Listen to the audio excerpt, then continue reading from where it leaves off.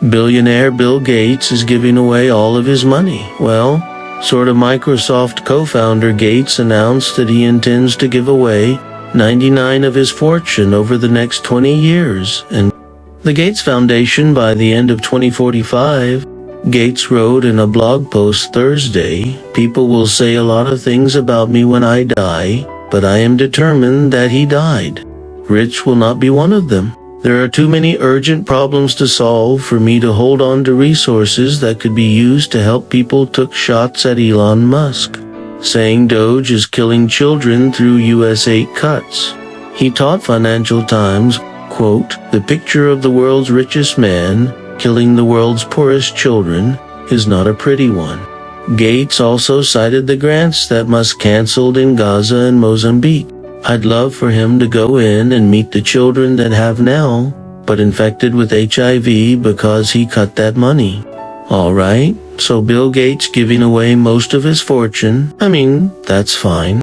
He's welcome to do that money. We can do a better welcome than that to Elon Musk in Saudi Arabia. There you go. That's the spirit. Thank you, Elon Mart.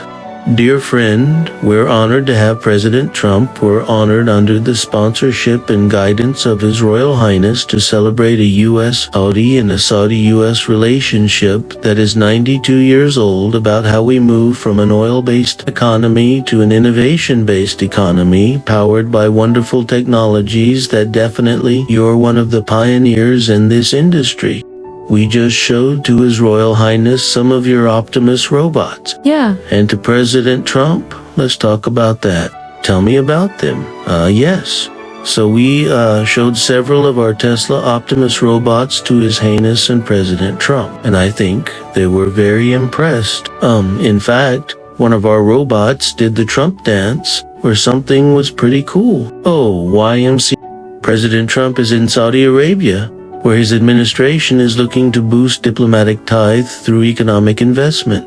The president met with Saudi Crown Prince Mohammed bin Salman Tuesday and announced a $600 billion Saudi investment in American industries, including what the White House describes as, quote, the largest defense sales agreement in history. Several American business leaders also took part in a lunch with U.S. and Saudi officials. That includes OpenAI CEO Sam Altman and NVIDIA CEO Jensen Huang. Tesla CEO Elon Musk, who was also a special government employee, was in attendance as well. President Trump is also said to make stop in the United Arab Emirates and Qatar this week as part of this 4-day trip to the Middle East. Well, speaking at an investment conference in the study capital, he spoke about what he considers the special relationship with the Saudi kingdom. Today, we reaffirm this important bond, and we take the next steps to make our relationship closer, stronger, and more powerful than ever before. And by the way, it will remain that way. We don't go in and out like other people. Reporter Troy in Small joins us now. Troy, is this more of a diplomatic visit or more of a business trip? And also to that point, why are Elon Musk and Salem in there? Lindsay covering the White House and Congress for about 5 months. Now that's a question I've heard quite a bit. Why is Elon Musk there? But this one at least, it's clear that money is the motivation. In fact, Donald Trump, in speaking on those tech CEOs that were a part of conversations at this forum, he said that he expects them to, quote, walk away with quite a few checks, but money being the motivator here. It's part of this conversation about the investment into us by decided government in these tech companies. Just a few top lines here. $20 billion coming from are going to AI data centers in both Saudi Arabia and the United States that clearly would pique the interests of, saying, Altman, the founder and CEO of OpenAI, most notably known for ChatGPT, about $80 billion from Google DataVote, which is the Saudi-backed company Oracle, Salesforce, AMD, and Uber, and what they're calling transformative technologies. And there's about $660+ billion in investment that the U.S. announced as part of this forum that they have and they believe the synergy coming from the tech industry. These advanced manufacturing, the tech startups and executives as part of the conversation. Lindsay, and back in 2022, President Biden faced backlash for greedy Mohammed Salman with a fist bump, even though U.S. intelligence found the Crown Prince approved the murder.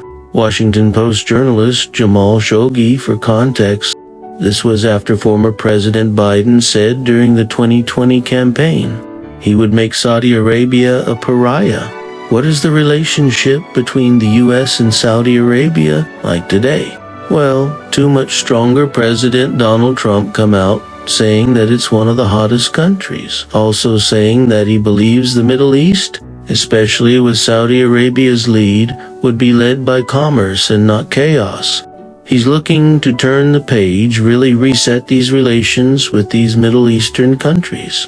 And he believes that his relationship with the Crown Prince, with investors in that country, would also be a big part of this mending of relationships. President Trump also announced the U.S. is lifting sanctions on Syria. Let's listen. I will be ordering the cessation of sanctions against Syria in order to give them a chance at greatness. The sanctions were brutal and crippling and served as an important function. Nevertheless, at the time, but now, it's their time to shine, quite a reversal. What can you tell us? Yeah, so the president is framing this as what he's calling a chance at greatness.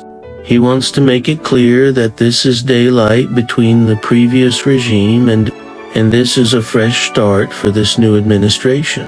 It should be noted, though, that not too long ago, this new regime was still on the U.S.'s watch list because of its connections to a terrorist, as long as rebel group known as But the president believes that it's time for a fresh slate, and he confirmed that this came after request of top-level officials from both Turkey and Saudi Arabia moving forward. He's looking in the hopes of lifting these sanctions, that Syria can get on a good start. And again, this is a part of a reset for us relations with this once-in-battle country, Tory and small. Thank you. President Donald Trump has kicked off his 4-day visit to the Gulf. He's in Saudi Arabia today, where he's still talking about India and Pakistan, about how he brokered peace between the two countries and how he wants to get them together for a nice dinner. As problematic as it is, Trump has received a royal welcome in Riyadh, along with a $600 billion investment commitment. This is in the form of a slew of deals from energy to defense. His next destination is Qatar, followed by the U.S.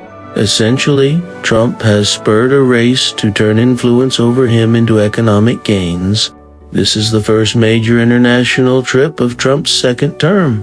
What does it mean for him and his key Gulf Arab allies? He has a report Saudi Arabia, Qatar, the United Arab Emirates, 3 energy-rich Gulf states.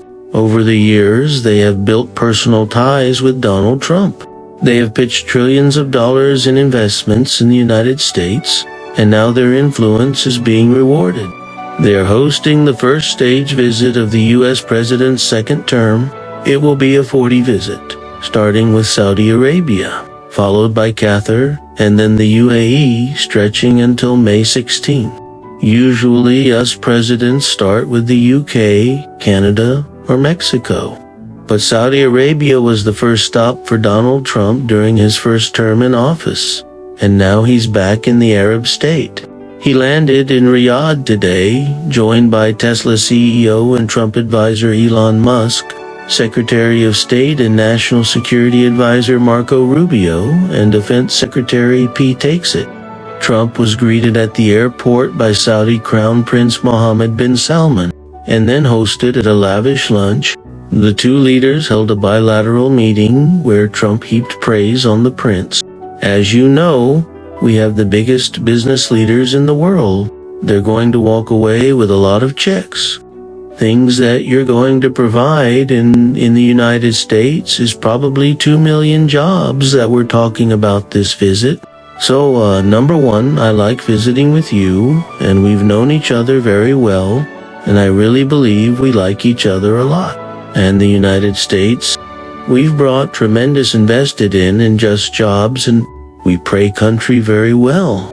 When Trump says we like each other a lot, that money is going to flow, and that's exactly what has happened. The US and Saudi Arabia have signed a bulk of deals. The details aren't out yet, but there are deals on energy, defense, mining, and mineral resources, which will reportedly focus on a partnership between us and Saudi firms to mine and process critical minerals used in advanced manufacturing and defense for export to the United States. Plus, there are deals on law enforcement cooperation as well as space monitoring.